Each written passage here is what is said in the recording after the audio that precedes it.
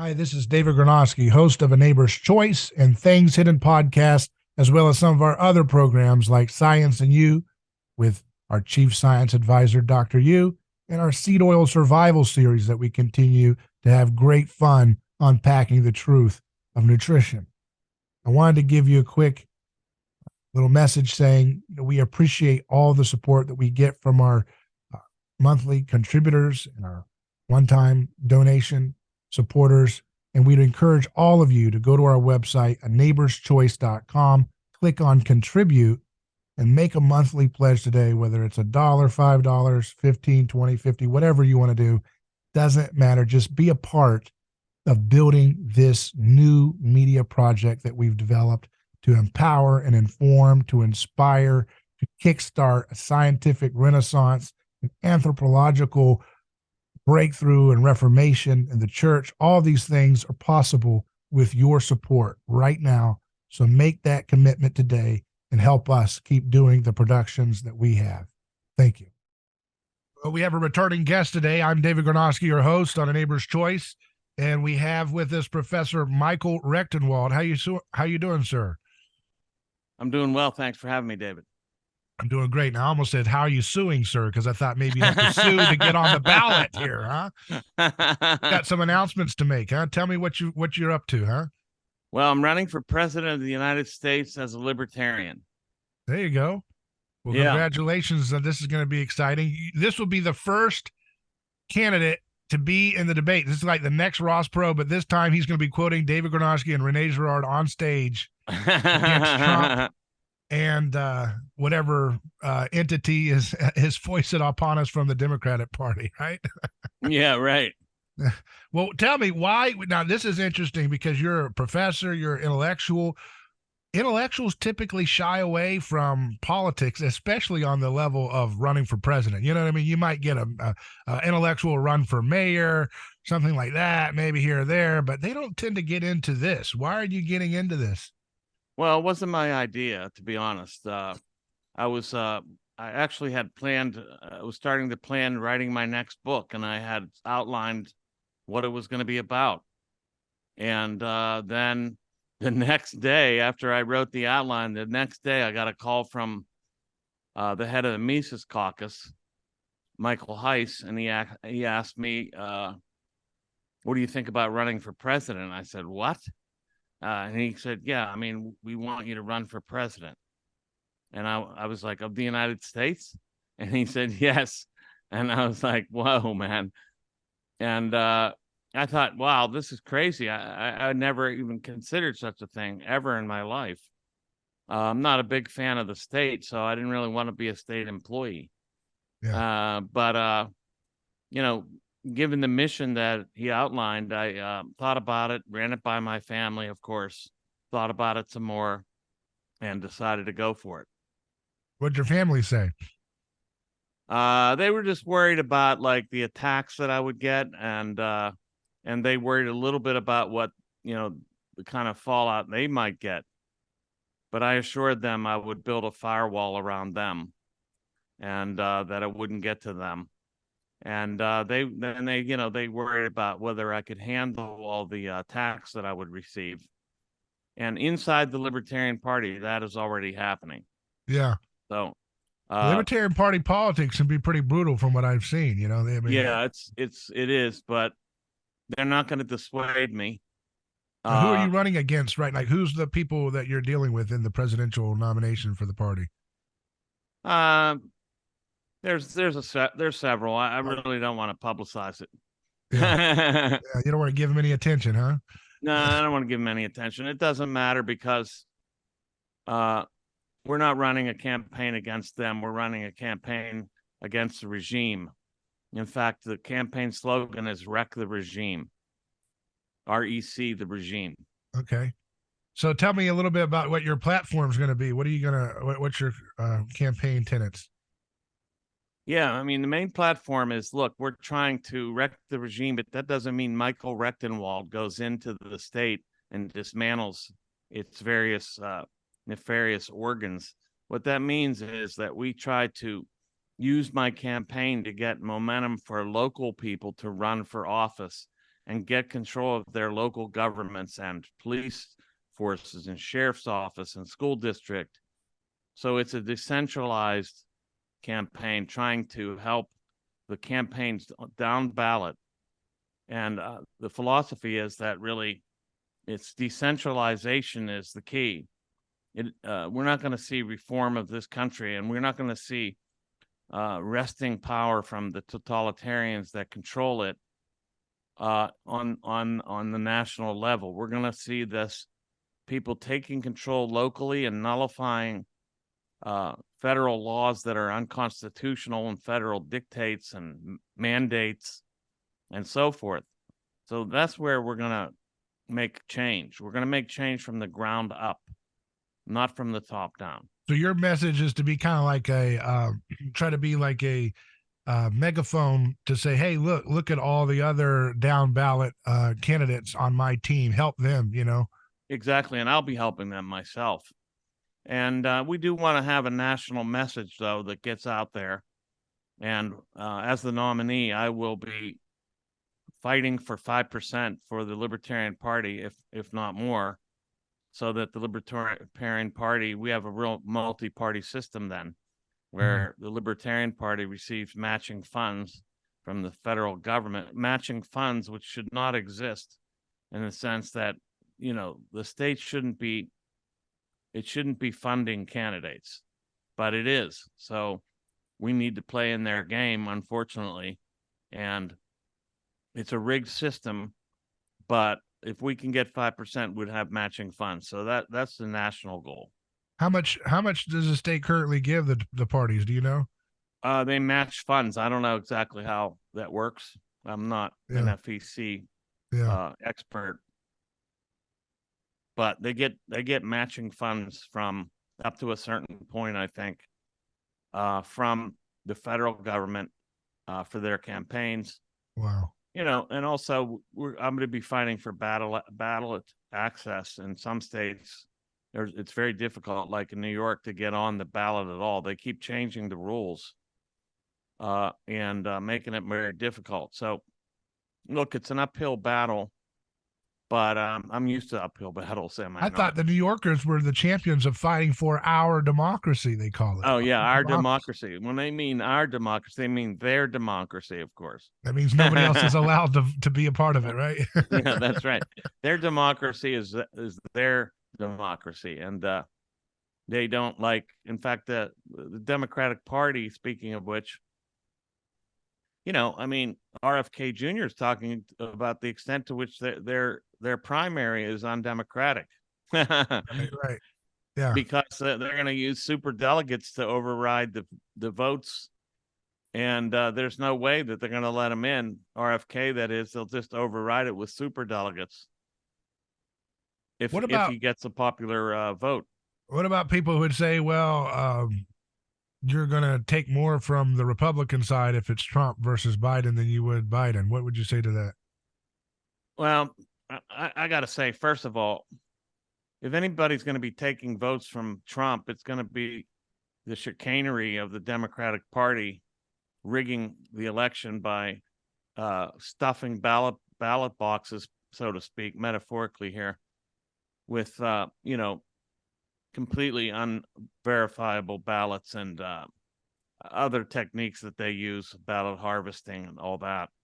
So I'm not the danger to the Republican Party. But I do consider myself, I'll be a danger to the regime, because we'll be talking about many of the same things Ron Paul talked about in his presidential campaign, which he ran most recently, of course, as a Republican. So what would your biggest issue be? Foreign policy or monetary policy or something else? Well, first of all, we can't end the Fed if we're all dead. So yeah. The first thing is stopping this war in Ukraine, this so-called proxy war, stopping the arming and funding of this outrageous escalation that has been undertaken, not to preserve democracy in Ukraine, which doesn't exist. I mean, they banned political parties, they banned religions. I mean, this is just an unbelievable autocratic or dictatorship over there. It has no democracy at all. So the first thing is to stop that because it could escalate into nuclear war. We got to stop that before we do anything. And then, of course, end the Fed is a simple byline of the Libertarian Party. That's a monetary issue. We need real money. Right. And competitive banking. Abolish the CIA, the FBI, the IRS, and other alphabet agencies that do nothing but oppress and tyrannize us. Yeah. Now, to end the Ukrainian war, is your first matter going to be to go along with Zelensky's request to appoint Marina Abramovich to the ambassadorship there? No, that wouldn't be number one move I would make. You need to get Marianne Williamson to battle her. They would meet each other on the plane of enlightenment, as Marianne talks about, and do their little magic spells. That'd be interesting. Yeah, I mean, look, we're just going to be making these arguments because barring a Javier Milei miracle, we're not going to get in there. So what we're trying to do is get the word out about what has to happen and put pressure on these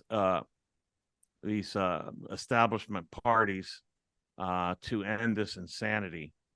And we're doing it from a principled position. That is, the libertarian philosophy of non-aggression, the non-aggression principle. This is being violated against us. It's being violated against other countries. And the United States has no business in the Ukrainian conflict, which they help to precipitate by continually moving assets towards the Russian border. Why do you think Milei has been so successful relative to? I think it's his hair. Actually, it's his hair. Yeah. And no, he's just some flamethrower, and he's doing some great stuff. I mean, he's running straight up against a straight up socialist. So socialism has wrecked that country. And so he's just basically saying things like, F socialism, and I don't care what these leftists think. They're a bunch of idiots. Look at their track record. Look at the 150 million people dead and the wrecked economies and the horror show that this leads to. And so that's a very easy sell. And he's doing a great job at it.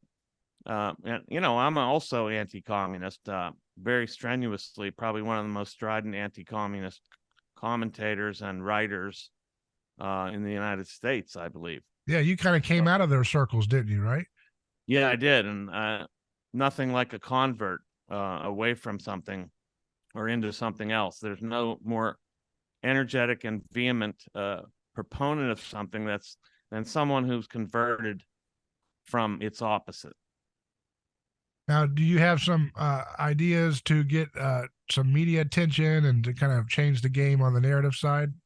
Well, we're looking at the fact that the media landscape has shifted dramatically, right? So we're no longer looking at the mainstream media as the main source for anything. We saw the recent firing of Tucker, and so he has his own show on X. We're looking at Rogan and Timcast and other types of podcasts to get on. And we have contacts in all those places. Dave Smith, the comedian, is a very strong promoter and proponent and supporter of my campaign. So he's got a lot of contacts. He's been on Rogan many times. So we're looking at those venues and getting the message out through those particular sources. Right. Now, your book, The Great Reset and the Battle for Liberty, kind of outlining some of these principles. Can you share some of the, insights from that book that might be applied in this campaign you're going to run? Yeah, that's great. Particularly the end of the book, which ends with, like the book lays out the global agenda in all of its various parts, like the economic order that it's aiming to establish, which is called stakeholder capitalism, which is a scheme, a monopoly cartel scheme to drive out of business competitors and to create like what I call a woke cartel. Then there's the population control element, the neo-Malthusianism of the of the globalists who really do want to reduce the population of the human race. Then there's the climate catastrophism, and I attack that very strongly by challenging not only the alarmism and insanity that they're proposing and the deindustrialization of the West that they're actually carrying out, but also the climate science itself. And then there's the fourth industrial revolution and all the technologies they are ushering in to keep this order in place once it's established. Yeah. Through a surveillance system like nothing ever seen. And so I have a 9-point plan at the end of the book, how to stop the Great Reset. And it's really the premise of this is very, very much in line with the premise of my campaign, and that is decentralization, getting these globalists and statists off of our backs by cutting the puppet strings from ourselves. We can't control what these megalomaniacs attempt to do to us, but we can control how they might manipulate us by cutting the puppet strings. And I give a 9-point plan for doing that. Yeah. Now, is that is the Great Reset the same as Agenda 2030 or whatever the people talk Yes, about? I mean, the Great Reset is the World Economic Forum's project launched to advance the sustainable development goals of Agenda 2030. And who did Agenda 2030? Is that UN or something else? UN. So how does this work? The World Economic Forum is like a super PAC, so to speak, for the UN's Yeah, inventions exactly. or something? That's a or very how good does this... analogy, actually. Yeah. Yeah, they're like a super PAC running this, like the corporate end of this whole thing, getting all the corporate partners on board with what, and then bringing these corporate partners into the stakeholder regime, the stakeholder capitalism regime, vis-a-vis the ESG index, and then also bringing those corporations into public-private partnerships with the state to enhance global governance. That's what they have in store, and that's what they're doing. So what does the 2030 indicate? That they want to have this completed by 2030? Yeah, they want this done by 2030. Yeah. Yeah, that means, we don't have much time then. They're about how many more years? 7 years off. Yeah. They're trying to control all resource allocation, all control all, totally diminished to the point of like ridiculous lengths, the use of fossil fuels, of course.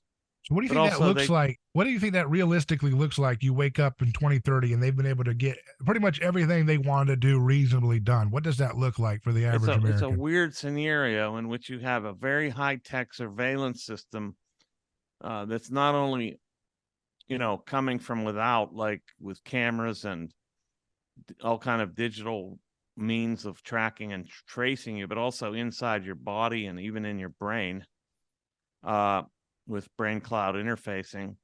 And at the same time, you have like a dystopian infrastructural collapse in effect.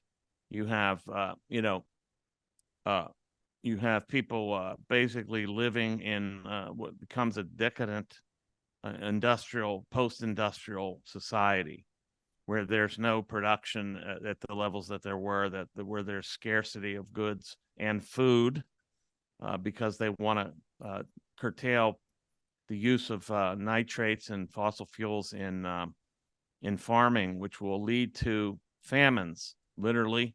And this has been calculated even by the USDA. Should this happen, they'll add to the ranks of famine in the world, and they will defang the West in terms of industrialization. And it'll look like China across the whole world, except they won't have the pollution because the so-called greenhouse gases being emitted, which they call pollutants. They call CO2 a pollution, which is the most absurd idea that I can even imagine. It's an essential component for plant life.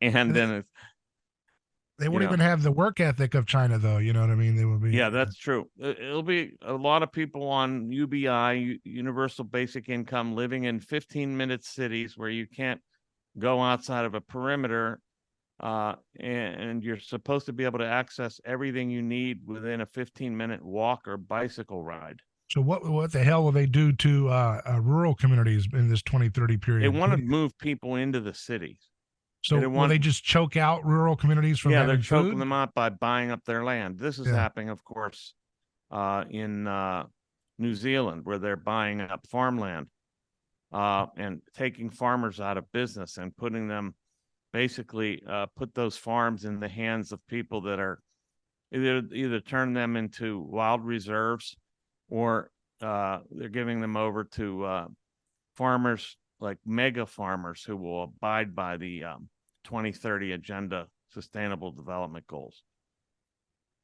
Yeah, it doesn't sound like a very attractive picture for people who are used to the comforts of what they've been having in this country. So, Yeah, they've been talking about reducing the population and reducing the consumption of the United States, but the whole Western world, for decades. And now this is the project in which they're attempting to do it. They want to reduce consumption, reduce mobility, reduce rights or abrogate rights altogether, get rid of national sovereignty, get rid of constitutions that stand in the way of all this. And the United States is a real major final impediment, really, to it. because we do kind of set the agenda for the world for good or bad. And Well, we also have we have a constitution with a Bill of Rights, yeah, and that Bill of Rights protects us. Supposedly, really doesn't. They're shredding it as we speak. But the consumption and the production of the United States is something they want to diminish. But see, I don't think that you don't end poverty or anything by reducing the wealth of some peoples, and that's what they're trying to do. It's a redistribution program. They want to reduce the consumption of the United States. So what they're making is forcing us to do these wealth transfers to so-called developing countries. But these developing countries are just being bribed not to develop. yeah. That's basically what they're doing. Here's some money, but you can't emit greenhouse gases, so you can't produce anything. So just shut up and take our money. And this is a way of squelching development worldwide. So they call this equity. So and equity is tied into this sustainability thing. So they think these two terms are effectively interchangeable.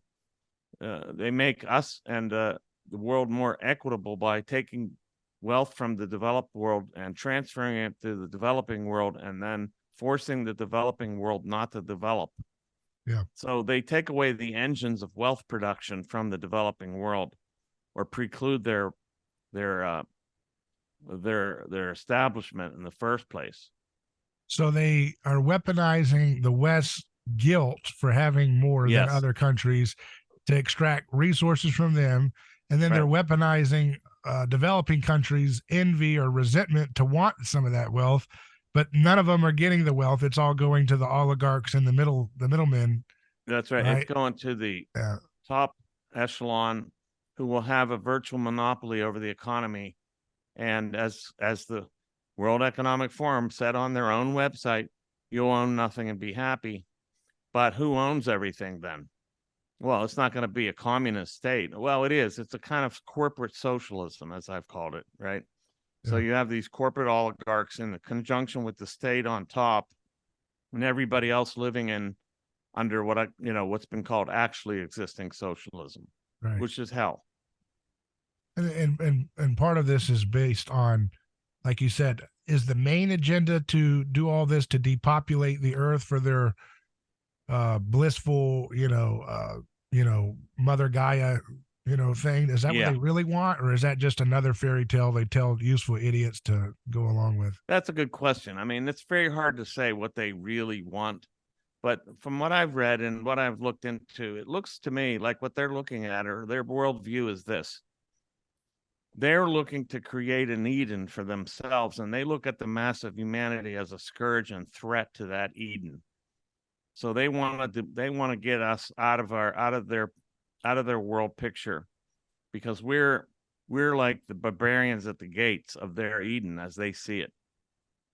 So in order for them to enjoy their wealth and prosperity and control, they need to have us reduced in number and consuming less, of course, at the same time. So they bring down consumption dramatically. So population is part of this whole consumption quotient. It makes you wonder, the oligarchs that seem to be financing these narratives, do they really believe in things like transgenderism and all this stuff for themselves, or they push that onto the dumb masses to get them to self-mutilate themselves into non-existence? And then once they get rid of them, they're like, all right, that was a stupid idea. I'm glad we got rid of those dog kind people. Now we're going back to the way things were, and we're not really interested in that stuff. I've argued this. In fact, this is how I lost my original Twitter account, when I argued that the transgender movement was a prong on one prong, but one indeed of a neo-Malthusian depopulation campaign. Indeed, they want it mutilates and destroys the reproductive capabilities of people, but it's also debasing the family. Once you get rid of the idea of man and woman, then you've gotten rid of the idea of husband and wife, and there falls the family. It's gone. And they said as such after. There's a great article I like to recommend people to read to understand some of what the roots of what you're talking about, by an author named Matthew Crawford, and he wrote it at you should interact with him. He'd love your stuff. But he's got a essay at unheard.com called "Was the Sexual Revolution a Government Psyop?" Right, and he concludes that it was. That we all know about what they were doing with the hippie movement in the 60s, and some of these music artists and all the things they were doing with psychedelics. But before that, in the 1950s, even, you have this kind of great thank you to working class America. Thank you for laying down your lives to save Europe and everything from World War II, from the Nazis. And they said, but we realized that your hesitancy in the mass mental illnesses that were coming out of the soldiers who were tasked with carpet bombing European cities, they brought in all these psychiatrists who said, we've got to remake this man, remake the human being. And that involves sliding them away from, patriarchy, sliding them away from family, gender differences. And the goal was so-called to stop American working class people from becoming fascists like Germany was. So the whole anti-fascist, that's why I think the FBI and these ideologues, when they're confronted, what is Antifa? They say that's an idea, because that's their religion. It's almost like, no, that's an idea. It's anti-fascism is an ideology. It's not a it's group. An ideal too. They think interestingly, I mean, speaking of Antifa, I mean, there's nothing more fascist than them. In fact, I believe they're the foot soldiers of the regime. They're working for the global elite and the state, because the state is a globalist organ now. Yeah. And they get activated by text message, and they get little Venmo or whatever. They get their little Cash App payments. Yeah. And they're activated on demand for whenever they need to intimidate the citizenry for bad choices, right? Yeah, that's right. They're the global elite's mercenary foot soldiers. Do they recognize it as such, or do they believe the mid-level man? They think they're working for the communist revolution against the establishment. They think they're working against the man, but the man is actually completely controlling everything they do. Yeah, what a sorry situation. Well, Michael Rectenwald, I always appreciate having you on. And again, you've got this book, The Great Reset and the Fight for Liberty, and you're running now for president on the Libertarian Party ticket. So you got a lot going on, but where can people stay involved with what you've got? Well, there are now two websites that I'm going to give out. One is wrecktheregime.com. That's REC, theregime.com, one word. That's the campaign website. Go there. Consider becoming a delegate for me at the Libertarian Convention. And then the other website, of course, is michaelrectenwald.com, where I keep everything about my personal business, my books, my essays, my media, all that. So wrecktheregime.com and michaelrectenwald.com. I appreciate your time, sir. Thank you. No, thanks for having me, Dave.